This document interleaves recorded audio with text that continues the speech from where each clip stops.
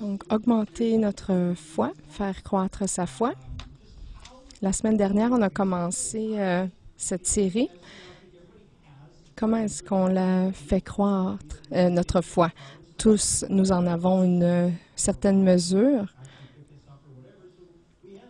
Nous en avons. Mais comment est-ce qu'on peut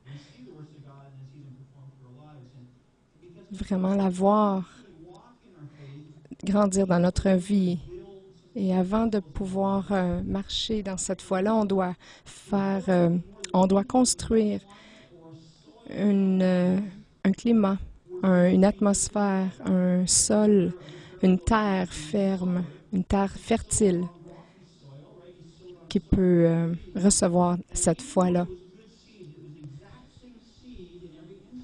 Dans les évangiles, on retrouve la parabole où le fermier a semé dans plusieurs types de sols. C'était la même semence, mais ça dépendait du sol qu'il la recevait. Et nous, la bonne nouvelle, c'est qu'on peut déterminer la qualité de notre sol, de notre terre, par la qualité de la relation qu'on a avec Dieu, avec celle qu'on développe avec le Seigneur.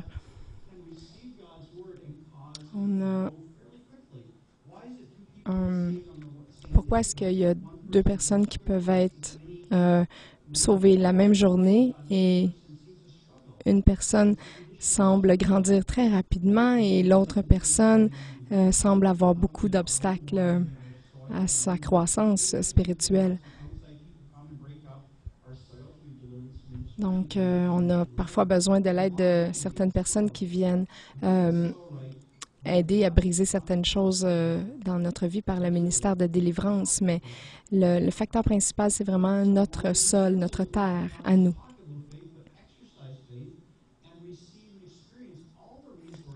Alors, lorsqu'on expérimente notre foi, on peut avoir vraiment toutes les expériences que Dieu veut pour nous.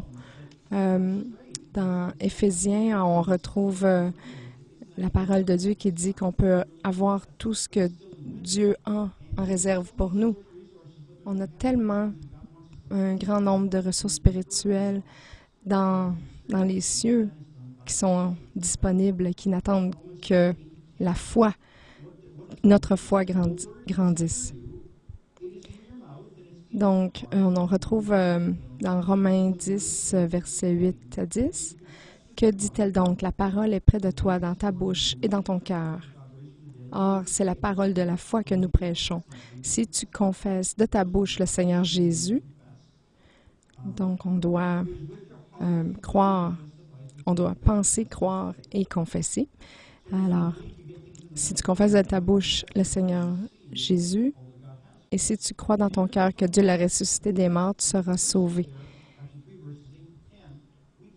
Dans ces trois versets-là, on a les 4 étapes du processus biblique pour expérimenter tout ce que Dieu a pour nous. Le premier point, c'est connaître la parole de Dieu et y réfléchir. Je me rappelle, Cathy et moi, quand on allait à l'église il y a plusieurs années, on a entendu parler d'un besoin dans le département des adolescents. Et moi, j'avais un cœur pour les adolescents, donc j'ai dit à Cathy, allons enseigner à ces jeunes. On a fait ça. Et dans la première session que je suis allée avec eux, j'ai dit, on va commencer par la Genèse. Et là, tous les jeunes qui étaient devant moi ont dit, où est le livre de la Genèse? Alors, notre premier 10 minutes de la leçon, ça a été comment utiliser l'index de la Bible. Parce qu'ils ne savaient même pas qu'il y avait comme une table des matières dans la Bible.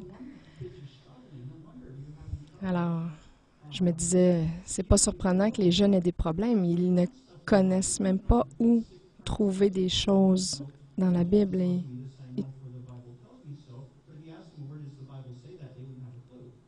Ils ne savaient pas où trouver les vérités de la parole de Dieu qui dit que Dieu les aime, etc.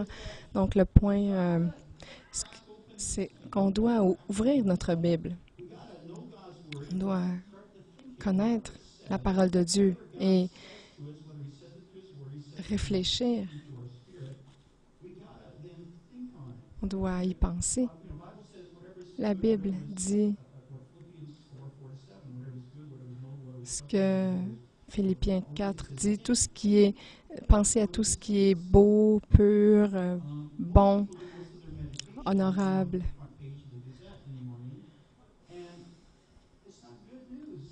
Si on regarde la première page du journal le matin, en général, c'est pas des bonnes nouvelles.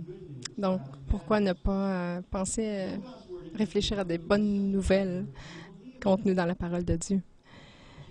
Le point 2, accepter la parole de Dieu et y croire. Le point 3, confesser de notre bouche la parole de Dieu. Ce que nous proclamons être vrai, c'est ce que nous croyons dans notre cœur, c'est ce qu'on va sortir de notre bouche. Si on n'arrête pas de dire « Ah, Dieu m'aime pas, ah, je vais être congédié », donc tout ce qu'on dit, c'est ce qui risque d'arriver. Si on bâtit cette croyance dans notre cœur, c'est ce qui va sortir de notre bouche.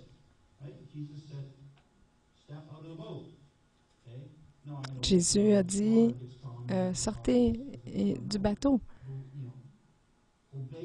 Obéissez en premier et ensuite vous allez expérimenter sa parole. Et là, vous allez voir les miracles se produire dans votre vie. Il y a tellement de gens qui attendent les expériences avant d'y croire et de le dire par la bouche. C'est certain que Dieu est gracieux, il nous aime tellement, il va nous donner quelques expériences, mais la différence entre une personne qui a des expériences occasionnelles versus celle qui expérimente régulièrement le surnaturel de Dieu, c'est souvent justement cette attitude-là. Ne pas attendre que les choses nous arrivent, mais plutôt marcher par la foi, y croire avant de le voir.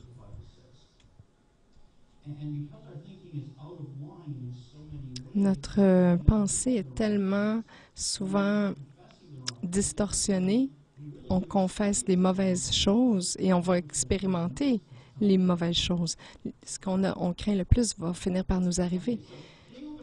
Alors aujourd'hui, on va vérifier, on va parler des croyances bonnes et mauvaises. Donc, la dernière semaine, on a vraiment parlé d'avoir la pensée correcte, de corriger notre manière de penser. Aujourd'hui, on y va avec les croyances. Donc, il y a seulement 2 manières de recevoir de Dieu. Les manifestations de l'Esprit Saint, c'est la première.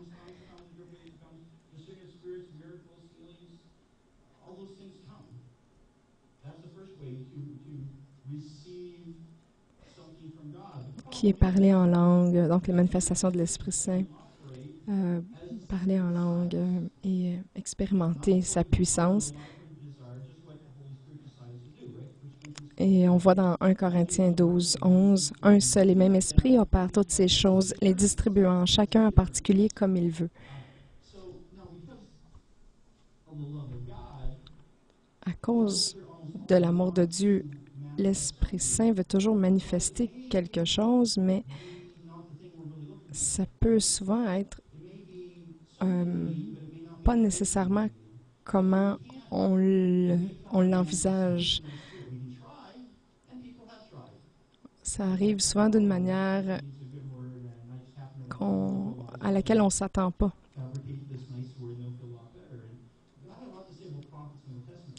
Exemple, les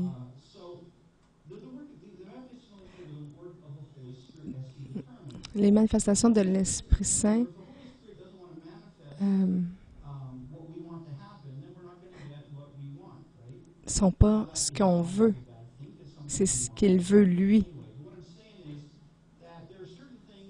Il y a des choses auxquelles on peut s'attendre et on attend cette manifestation X spécifique-là et on ne va pas la voir arriver parce qu'il va agir d'une autre manière. C'est lui qui décide. La deuxième manière de recevoir de Dieu, c'est croire avec nos cœurs, tout comme Romains 10, 8 le dit. C'est en Romains 10, 10, c'est en croyant du cœur qu'on parvient à la justice et en confessant de la bouche qu'on parvient au salut. Donc, la première manière de recevoir, c'est de l'Esprit Saint. Alors, la deuxième manière de recevoir de Dieu, c'est de croire avec nos cœurs. Donc, c'est la seule manière, c'est le seul facteur sur lequel on a une influence. C'est votre volonté, c'est vous qui choisissez si vous croyez ou pas.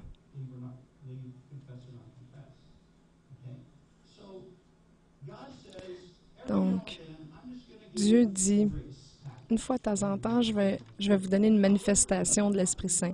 Mais si tu veux plus, toutes mes ressources disponibles,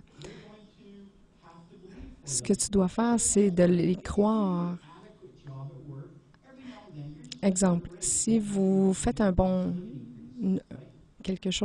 travail à votre travail, vous allez avoir une augmentation. Et si vous voulez plus d'augmentation, vous allez avoir à faire quelque chose de votre propre volonté, devenir une bénédiction pour votre patron. Et là, vous allez avoir un extra. Et c'est la même chose avec Dieu. Dieu a plus de bénédictions pour nous, mais ça dépend de notre choix, de notre volonté.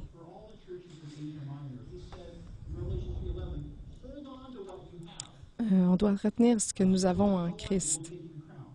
Apocalypse 3, 11, « Retiens ce que tu as afin que personne ne prenne ta couronne. »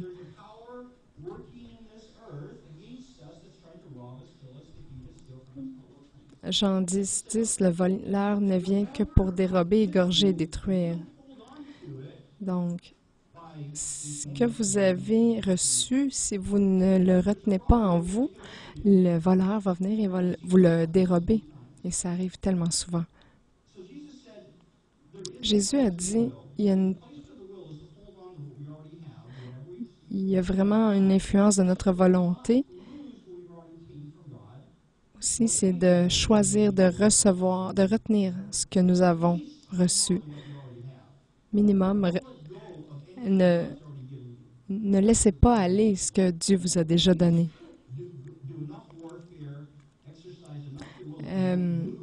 Faites du combat spirituel et exercez votre volonté afin de ne pas perdre ce que vous avez reçu. Il y a aussi l'importance de la confession dans Colossiens 1,5, « À cause de l'espérance qui vous est réservée dans les cieux et que la parole de la vérité, la parole de l'Évangile vous a précédemment fait connaître. » L'espérance biblique, elle est basée sur la parole de Dieu et la foi et l'amour ressortent de ça.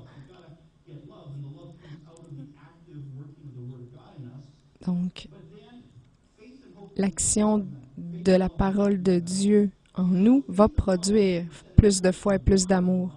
Ce sont comme des sous-produits de l'espérance biblique.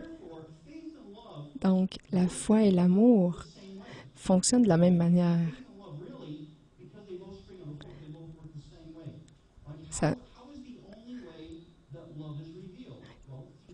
Comment l'amour peut-il être démontré? Par les paroles et par les actions. Dans la même manière,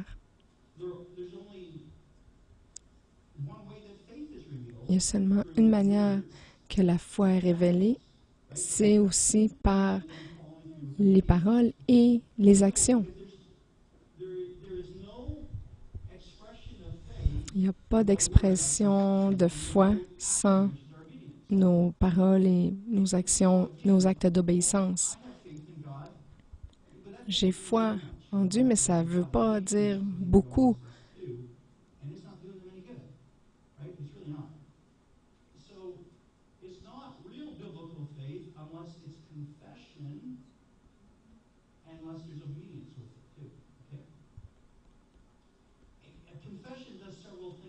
La confession nous amène des choses positives dans notre vie. Ça nous donne une direction pour notre vie. Ce que nous disons de notre bouche nous dirige et nous donne une direction dans la vie.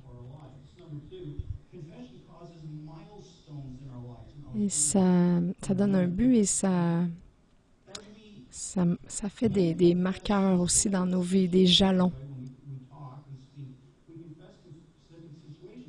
Lorsqu'on exprime certaines situations, ces expériences-là deviennent des marqueurs dans notre vie, des indicateurs de notre chemin.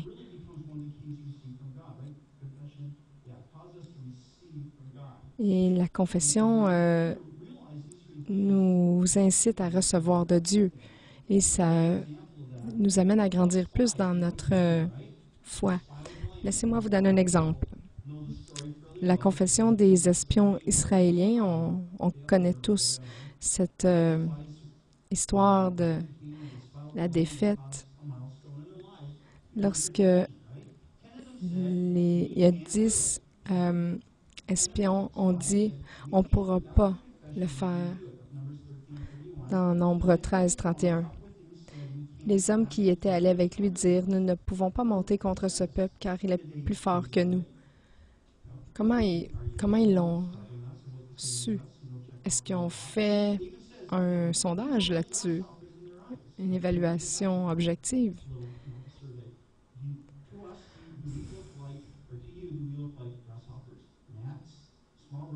Est-ce que nous avons l'air de sauterelles ici? Oui. C'était vraiment dans leur pensée. Ils se sont perçus comme des petits insectes, des sauterelles qui s'enfuient. Et vu que c'est ça qu'ils ont pensé, c'est ce qui est arrivé. Ils ont pensé qu'ils ne pouvaient pas prendre le territoire. Ils ont confessé qu'ils ne pouvaient pas prendre le territoire et c'est ce qui est arrivé. Ils n'ont pas pu prendre le territoire.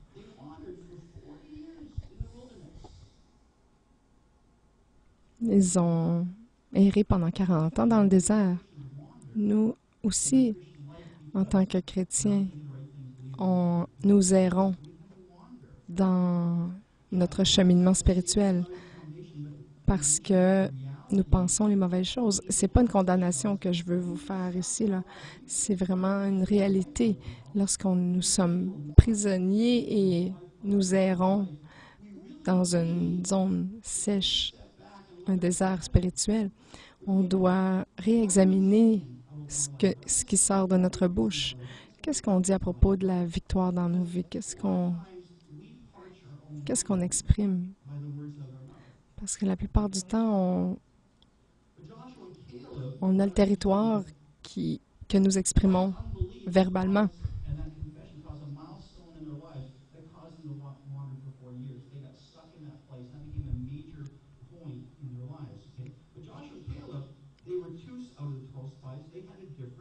Josué et Caleb, Josué et Caleb ont eu deux confessions différentes. Et je pense que c'est important de comprendre ça avec les élections qui s'en viennent. Je pense que les choses peuvent changer dramatiquement ici pour notre époque. Et on doit faire encore plus attention. Alors, on a dans Nombre 13, 30, Josué et Caleb qui ont dit « Montons, emparons-nous du pays, nous y serons vainqueurs. » Nous pourrons certainement le faire. ils étaient certains. Cette déclaration les a amenés, ces deux-là,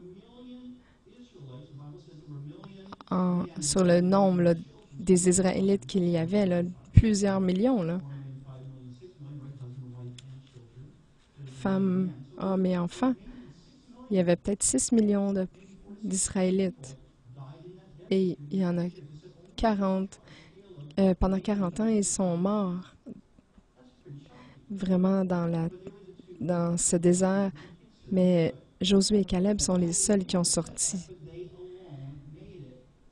Ils ont eu leur lot de difficultés, mais ils sont quand même allés dans la terre promise. Ils sont entrés dans la terre promise. Ils pensaient qu'ils pouvaient le faire, ils l'ont dit et ils l'ont fait.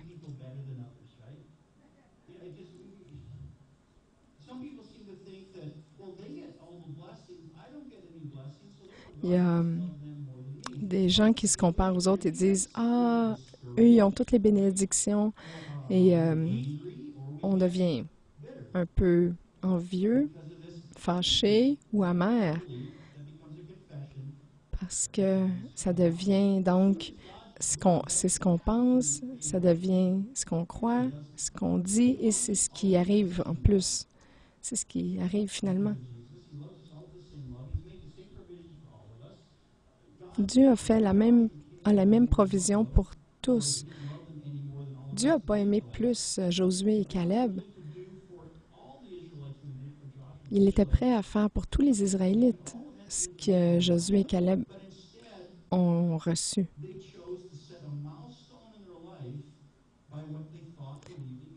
Mais chacun des deux groupes a déposé un marqueur dans leur vie parce qu'ils ont dit. Il y a tellement d'exemples auxquels je pense dans nos mariages, dans nos vies. Tellement de possibilités d'endroits où on peut être pris parce que c'est ce qu'on dit de notre bouche.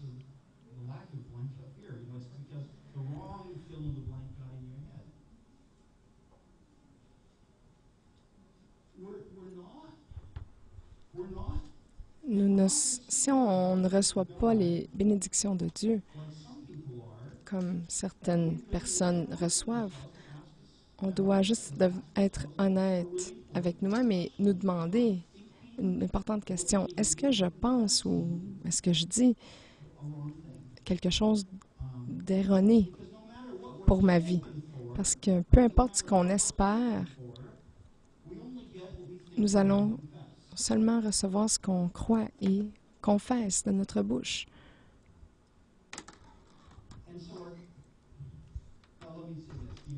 Laissez-moi juste exprimer ceci. Israël, comment notre confession est reliée à ce qu'on croit. Regardez, notre confession vient de notre croyance. Hébreux 3, 8 et 19. « N'endurcissez pas votre cœur comme lors de la révolte, le jour de la tentation dans le désert. Aussi, voyons-nous qu'il ne peut y entrer à cause de leur incrédulité. »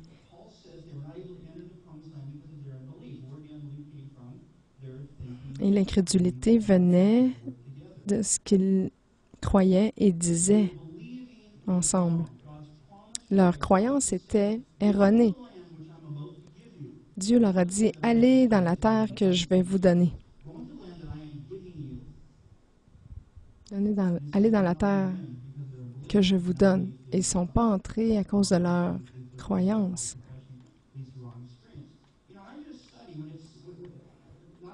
J'ai étudié l'année dernière quelque chose qui m'intéressait. Est-ce que Israël avait vraiment droit à cette terre-là? J'ai étudié ça un peu plus profondément l'année dernière et j'ai regardé toutes les promesses de Dieu. Et si vous les examinez, la région que Dieu a promis, c'était la moitié de la Turquie. Ça incluait le 2/3 de l'Irak, 2/3 de l'Iran, toute la Jordanie, Israël et jusqu'en Arabie même. Mais savez-vous combien d'espaces, de régions qu'ils ont actuellement? C'est exactement la terre qui a été prise lorsque Josué et Caleb sont entrés dans la terre promise. Et Dieu a dit, je vais vous donner exactement là où vous allez mettre le pied. Et la terre qu'Israël a aujourd'hui, c'est la terre sur laquelle Josué et Caleb ont mis pied.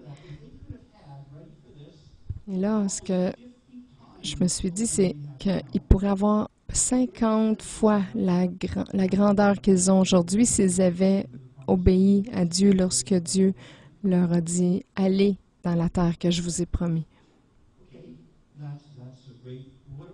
Bon, OK. Maintenant, vous, qu'est-ce que Dieu vous a dit? Votre promesse, qu'est-ce que vous dites? Qu'est-ce que vous avez reçu de Dieu comme promesse et qu'est-ce que vous exprimez verbalement? Si, par exemple, Dieu vous a dit, OK, que vous allez avoir un ministère auprès de ce type de personnes, alors pensez-y, croyez-le, dites-le et vous allez marcher dedans.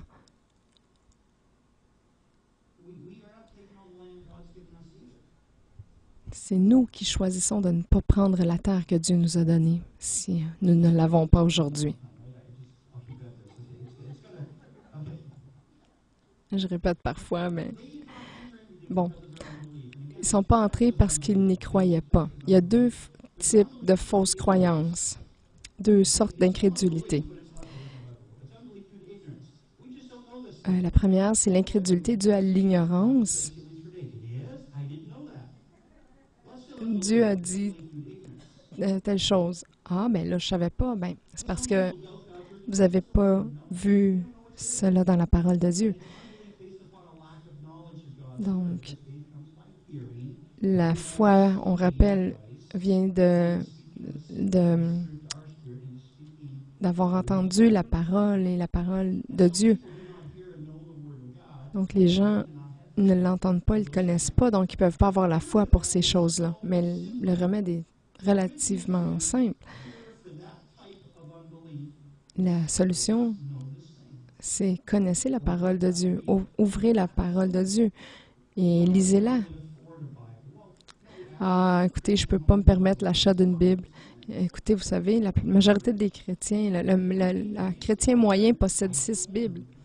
Et même en ligne, on a plein de sites web qui ont des Bibles sans frais.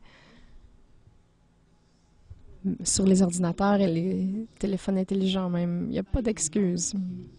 Vous pouvez vous trouver une excuse, par contre, mais il n'y en a pas aucune qui est vraiment valide pour vous empêcher de lire à chaque jour la parole de Dieu. Donc, méditez sur la parole de Dieu.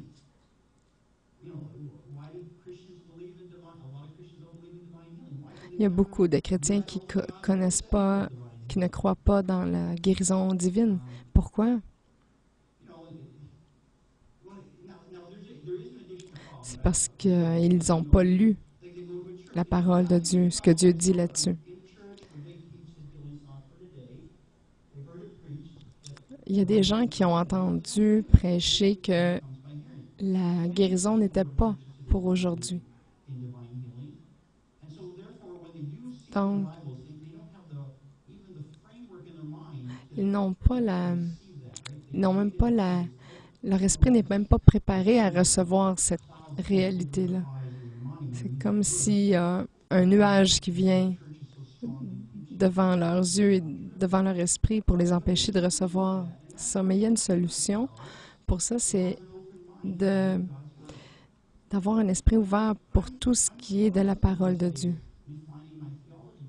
À chaque jour, je raffine ma théologie personnellement et je permets à Dieu de renouveler ma pensée.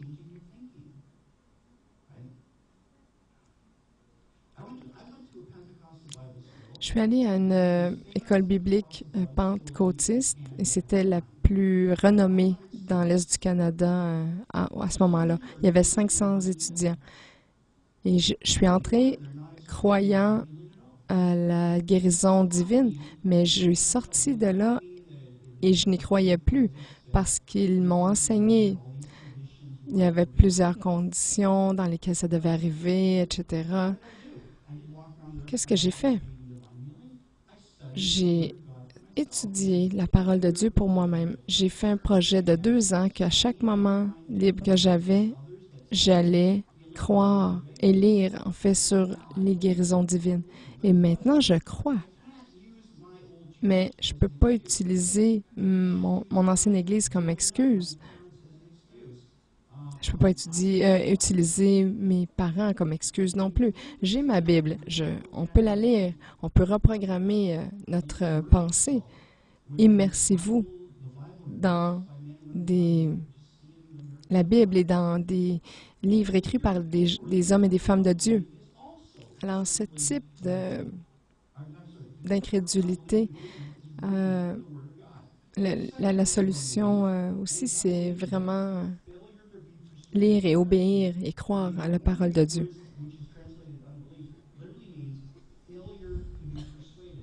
Il y a une traduction grecque de l'incrédulité qui dit que c'est l'absence de persuasion.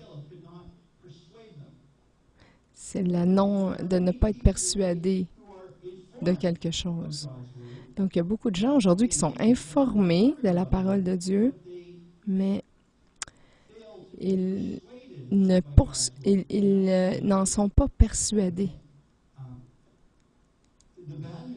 La mauvaise nouvelle, c'est que si vous n'êtes pas persuadé que c'est vrai, que vous l'aimiez ou pas, ben vous allez avoir de l'incrédulité dans votre cœur.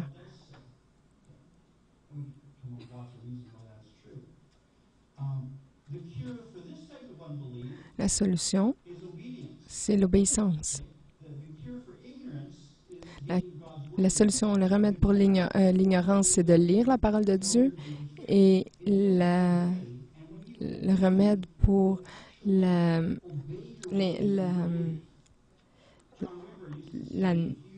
non-persuasion, c'est d'obéir à la parole de Dieu. Si vous ne croyez pas, il y a un auteur qui a dit « Prenez 100 personnes qui ont besoin de guérison, priez pour tout le monde, et à un moment donné, même si vous ne croyez pas, il y a quelqu'un qui va avoir la guérison. Et là, votre niveau de persuasion va changer soudainement en positif. »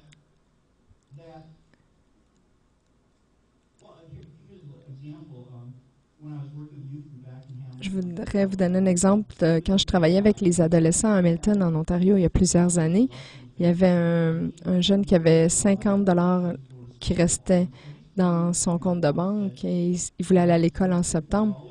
Et il priait. Et là,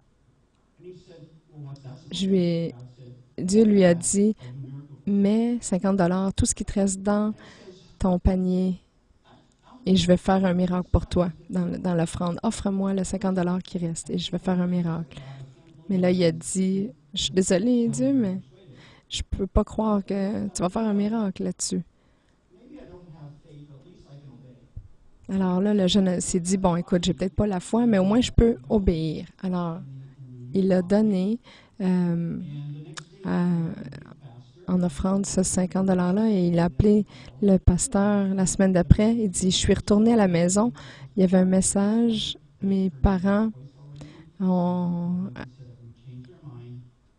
dit qu'il y avait un employeur qui avait refusé ma candidature 2 fois et que là, maintenant, il avait changé son esprit, son idée, et il m'offrait un travail pour le lundi d'après.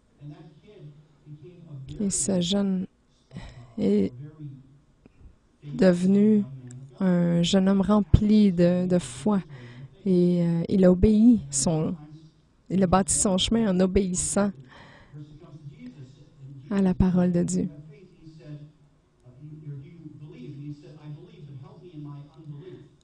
Il y a un endroit dans la Bible où Jésus, il y a quelqu'un qui a dit à Jésus, Je ne suis pas complètement persuadé, mais aide-moi dans mon incrédulité.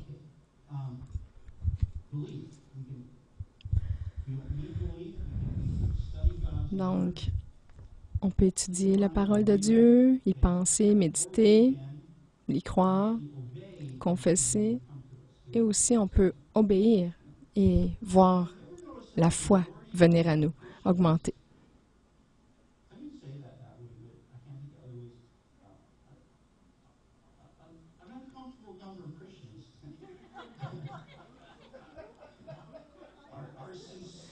Donc, la majorité des chrétiens sont honnêtes et sincères, mais spirituellement faibles. Ils sont des gens aimants et tout, mais spirituellement faibles. Et une des raisons, c'est qu'ils n'ont jamais osé confesser qu'ils étaient en Christ. Nous pouvons savoir qui nous sommes en Christ. Nous pouvons lire la Bible. Vous êtes un victorieux, mort, plus qu'un conquérant, plus que victorieux. On peut savoir ce qu'on a en Christ. On a toutes les bénédictions dans les cieux qui sont disponibles pour nous. Mais on n'a jamais confessé, exprimé verbalement toutes ces choses-là et donc on ne les expérimente pas. Je parlais à Kristen, ma fille, la dernière fois, qui m'a dit « J'ai toujours cru, j'ai toujours pensé que Dieu m'aime plus que tout le monde. J'ai toujours cru que j'avais la faveur de Dieu et je m'attendais toujours à ça de Dieu. J'avais peut-être l'autre problème, je m'attendais trop de Dieu à tout le temps. Mais ça la frustre lorsqu'elle voit des gens avec plus de potentiel qu'elle, puis qui se débattent et qui ne voient pas les promesses de Dieu dans leur vie parce qu'ils ne savent pas. Quand elle sait qu'elle est la princesse de Dieu. Et vous pouvez faire ça avec arrogance, mais non, Jésus a juste dit « Tu es la fille de Dieu », donc ça la met princesse. Et nous allons régner dans les royaumes à venir. Et la préparation pour régner sur les royaumes futurs, c'est de régner ici, sur la terre. Les enfants d'Israël savaient que la promesse de Dieu leur appartenait. Josué 1, 2 à 5. Maintenant, lève-toi, passe ce Jourdain, toi et tout ce peuple, pour entrer dans le pays que je donne aux enfants d'Israël, tout lieu que foulerait la plante de votre pied, ce que je vous parlais tantôt, je vous le donne comme je l'ai dit à Moïse. Vous aurez pour territoire depuis le désert et le Liban jusqu'au grand fleuve, le fleuve de l'Euphrate, ce qui est en fait situé en Irak, tout le pays des Hétiens et jusqu'à la grande mer vers le soleil couchant. Nul ne se tiendra devant toi tant que tu vivras. Je serai avec toi comme j'ai été avec Moïse. Je ne te le délaisserai point, je ne t'abandonnerai point. Donc, tout ce que Dieu a promis leur est arrivé. Ils ont eu la manne à chaque jour. Ils ont eu leurs vêtements qui se sont jamais abîmés. Et c'est arrivé. Et là, lorsqu'ils sont arrivés dans la terre promise, et là, soudainement, ils n'ont pas eu la foi pour ça. Ils ont obéi à Dieu jusqu'à là, mais ça s'est arrêté là.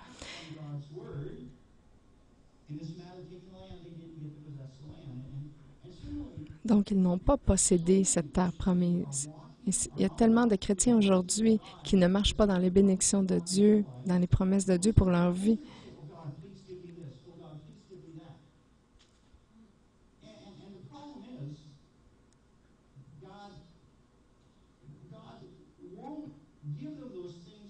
Dieu ne va pas leur donner ces choses-là jusqu'à temps qu'ils agissent sur ce qu'ils ont déjà et ce qu'ils savent déjà. La manière d'avoir une plus grande provision, c'est d'obéir à ce que Dieu dit maintenant pour recevoir la provision maintenant. Et là, il y a des étapes qu'on monte comme ça. Exemple, les escaliers ici. Si je veux vraiment aller sur le stage, Dieu dit, bon, ben, pourquoi pas prendre la première marche? Si je prends la première marche, Dieu dit, je vais te donner l'énergie pour aller sur la deuxième marche. Mais là, je dis, ça va être difficile, je vais aller directement sur le stage. Dieu dit, non, obéis seulement la première étape, la première marche. Obéis ce que je dis maintenant. Et là, ensuite, c'est ce qu'on fait dans notre vie chrétienne. Dieu nous dit, je te promets ça, mais là, on dit, OK, Dieu, je veux ça, là. Oui, donne-moi-le maintenant.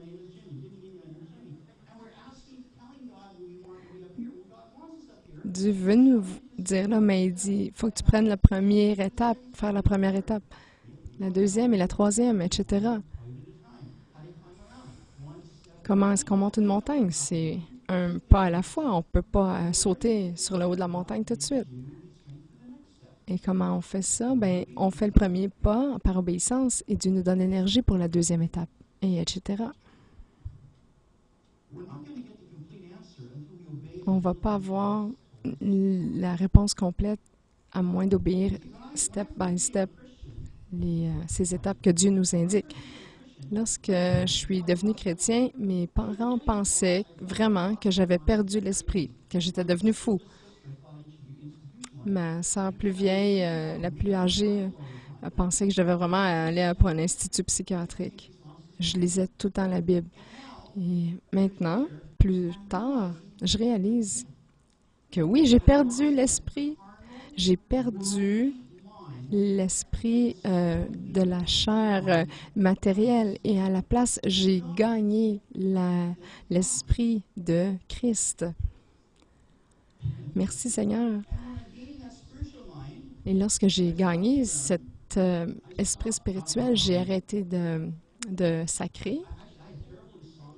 J'avais de l'insomnie avant, depuis 5-6 ans, même à l'adolescence. Ça faisait 10 ans au moins. Je ne pouvais pas m'endormir le soir parce que j'étais toujours en train de tourner des pensées dans mon esprit charnel. Et lorsque je suis devenu chrétien, pour la première fois en 10 ans, me suis tombée endormie tout de suite. Et c'était merveilleux. Wow! J'avais un esprit différent maintenant, nouveau. Mais là, il fallait que je le retienne, ce que j'avais reçu. Parce que j'aurais pu être remplie de pensées à propos de nouveaux défis, etc. Mais il y a tellement de choses qui ont changé dans ma vie parce que mon esprit a changé. Alors que je lisais la Bible dans ces premiers jours, c'est important ce que je vais dire, j'ai découvert que la Bible contenait le Vieux Testament et le Nouveau Testament, l'Ancienne Alliance et la Nouvelle Alliance. J'ai découvert que le Nouveau Testament me donnait de l'instruction pour ce que notre époque. Et là, j'ai dit, je vais lire le Nouveau Testament parce que l'Ancien Testament, ça me fait peur. Genèse, c'est pas si pire, mais Exode, etc., Lévite, c'est pas très des bonnes nouvelles. Donc, il y a des choses qui arrivent dans l'Ancien Testament qui ressemblent quasiment à des romans d'aujourd'hui. Mais bon, j'ai découvert en lisant le Nouveau Testament que même si les évangiles parlent du cœur et des œuvres de Jésus, les épîtres de Romains à Jude parlent de qui je suis en Christ et de ce que j'ai en Christ. Et donc, il parle de ce que je dois croire, de penser, croire et exprimer verbalement. Alors que je lisais les épîtres et que j'y croyais et que je le disais, je découvrais que je pouvais combattre et être victorieux sur plein de choses dans ma vie. Et parce que je confessais la parole de Dieu, c'est comme ça qu'on a la victoire sur l'ennemi, sur le diable. C'est ce que Jésus a fait directement dans son affrontement avec Satan. Il a confessé la parole de Dieu. Donc, on devrait avoir un plan pour lire la Bible, particulièrement pour un nouveau chrétien. C'est important de lire les évangiles. Oui, John, très important. Ça parle de l'amour de Dieu, son ministère sur la terre et tout ce qu'il avait comme amour pour nous. Ensuite, Proverbe aussi. Ça parle de la sagesse de Dieu. Parce qu'il y a beaucoup de nouveaux chrétiens qui ont le zèle de Dieu sans la sagesse, ce qui peut être dangereux. Et alors que vous maturez dans votre foi, passez la majeure partie de votre temps à lire les épîtres et les proverbes. Donc, c'est merveilleux. Il y a 31 proverbes. Donc, lisez un proverbe le matin et lisez un peu des épîtres le soir ou vice-versa. Parce que vraiment, les épîtres parlent de ce qu'on a en Christ, qui on est en Christ et comment on peut être victorieux en Christ. Il y a certaines églises qui passent beaucoup de temps sur le combat spirituel, d'autres sur les prophéties de la Bible. Il y en a qui parlent beaucoup de l'Ancien Testament, des allégories, ce qui est arrivé dans l'Ancien Testament et comment on peut l'appliquer aujourd'hui. Toutes ces choses, oui, doivent être enseignées, mais ce qu'on doit vraiment comprendre et entendre, c'est qui on est en Christ, ce qu'on a en Christ et comment on peut être victorieux par Christ. J'ai rencontré beaucoup de chrétiens déprimants qui connaissent beaucoup de promesses, de prophéties bibliques, qui comprennent les allégories de l'Ancien Testament. Mais j'ai jamais rencontré un chrétien qui était pas victorieux.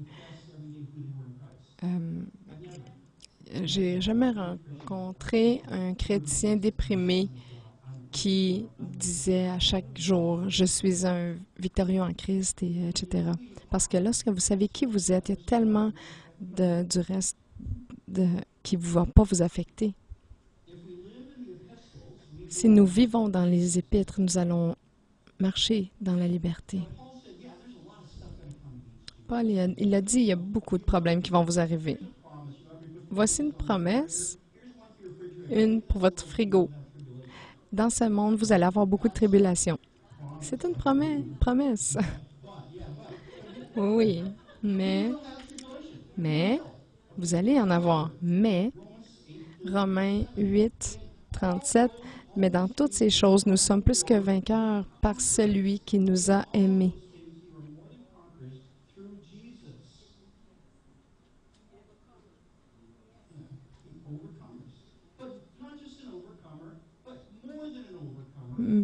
On est vainqueur, mais encore plus que vainqueur. Il y a vraiment de l'espace. Vous êtes plus qu'un conquérant.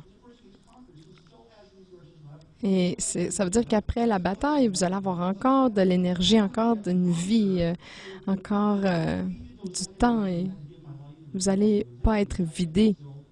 Vous allez avoir encore du souffle et de l'énergie après avoir vaincu les ennemis.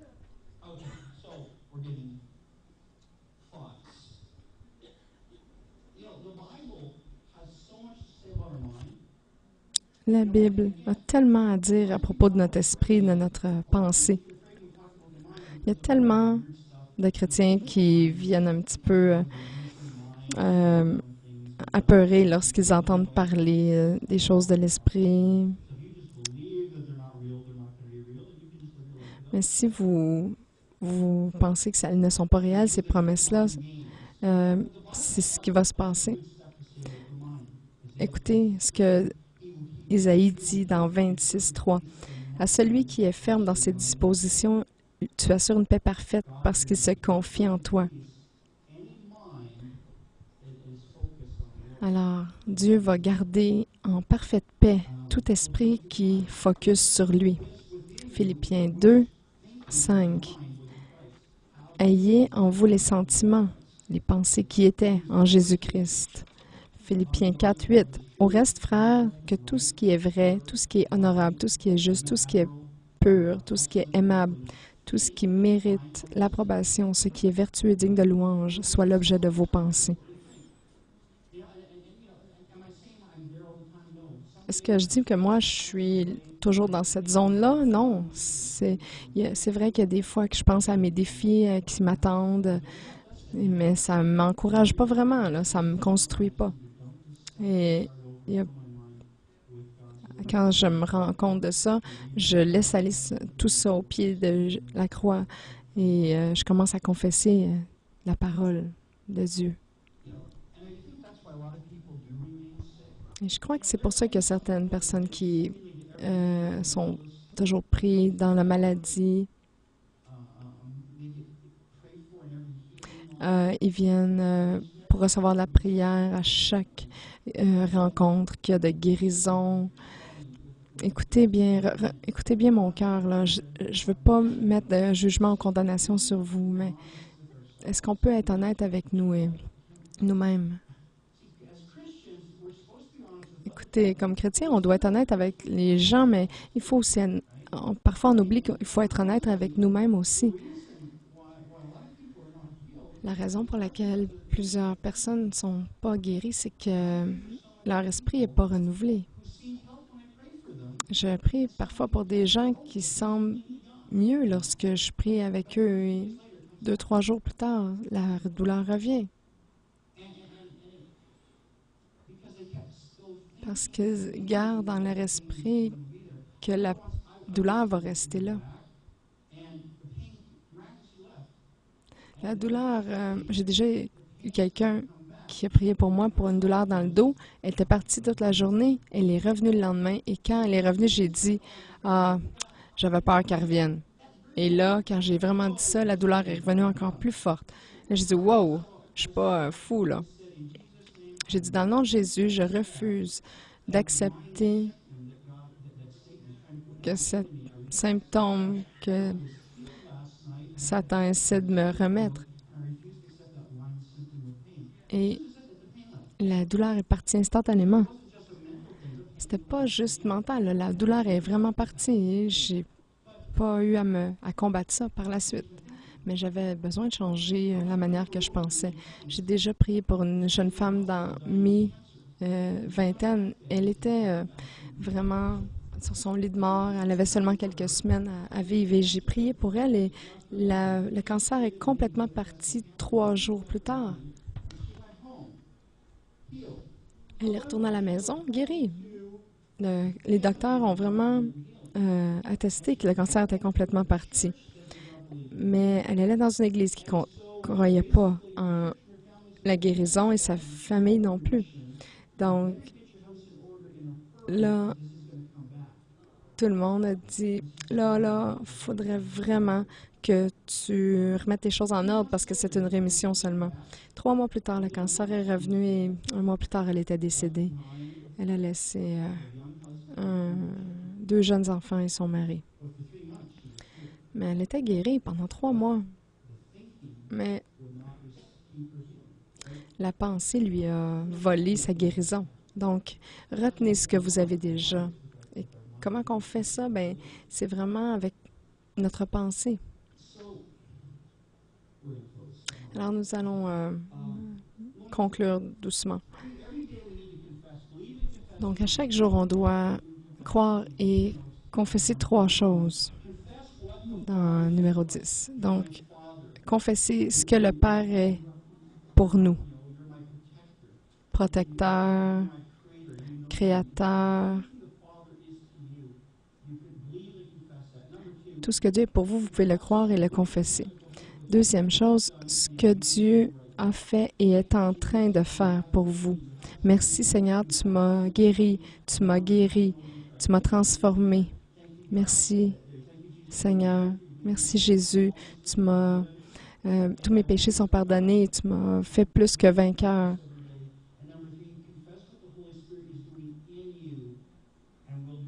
Et qu'ensuite, vous confessez ce que le Saint-Esprit fait en nous et veut faire par nous. Merci que tu renouvelles mon esprit. Merci que je vois voir la pleine manifestation de tout l'Esprit Saint, de toutes les promesses. Accomplir beaucoup de grandes choses. Si vous faites ça chaque jour, vous allez bâtir votre foi.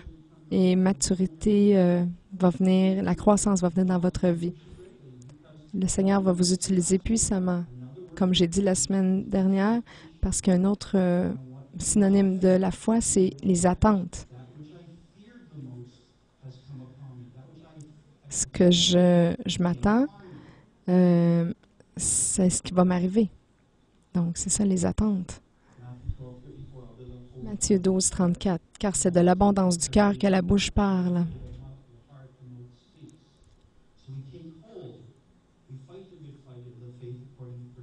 Alors, 1 Timothée 6, 12. Combat le bon combat de la foi. Saisis. Comment est-ce qu'on combat? Par penser, croire, confesser et obéir. Donc, saisis la vie éternelle à laquelle tu as été appelé, par laquelle tu as fait une belle confession en présence d'un grand nombre de témoins.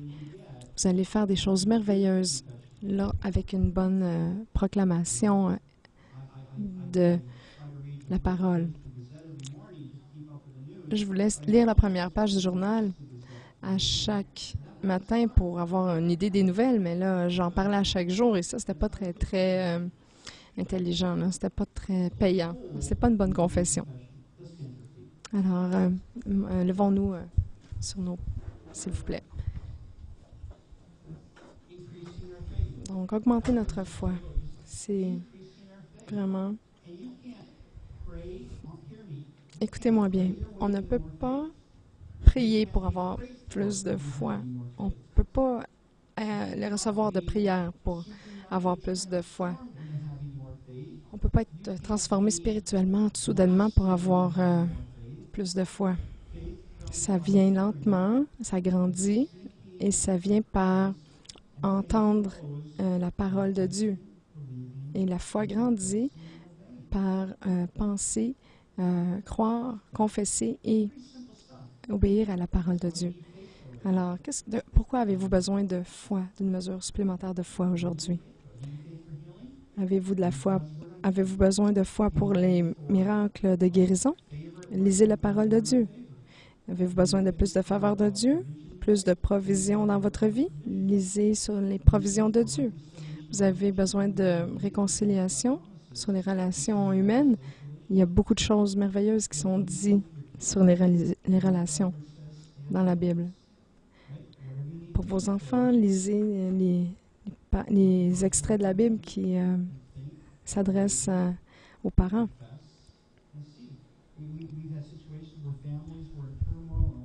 Pensez, entendez, pensez, croyez, confessez et voyez.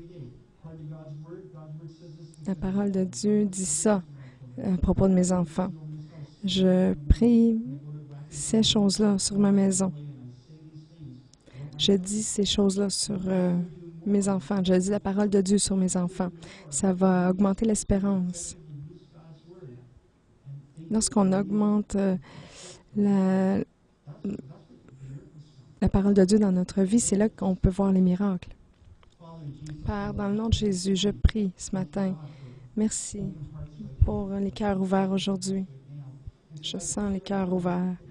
Et je prie que tu nous donnes la conviction et même de la discipline personnelle pour retourner dans ta parole, Seigneur, que ce livre ne va pas seulement devenir un trophée dans notre maison, mais que ça va devenir vraiment un outil, une arme, une ressource pour une vie efficace, supernaturelle, remplie de provisions et de victoires. Père, aide-nous encore à croire ta parole, que nous soyons convaincus de ta parole. Aide-nous à obéir même si nous ne sommes pas complètement convaincus. Aide-nous à croire et à y penser afin que nous puissions méditer, confesser, croire et confesser. Fais de nous des gens de ta parole. Tu as protégé, Seigneur, ta parole d'être détruite pendant ces 2000 dernières années. Merci, Père, de l'avoir protégée, gardée pour nous. Si elle mérite d'être protégée, elle mérite d'être reçue aujourd'hui. étudier. Merci de nous envoyer ton esprit afin que notre foi puisse grandir et que nous puissions devenir en résultante plus que vainqueurs par Jésus-Christ. Pas seulement pour nous-mêmes, mais pour nos voisins, pour le monde, parce que toute la création attend la révélation des fils et des filles de Dieu. Alors, pour le monde, Seigneur, fais-nous des gens de la parole. Nous le prions dans le nom de Jésus. Amen.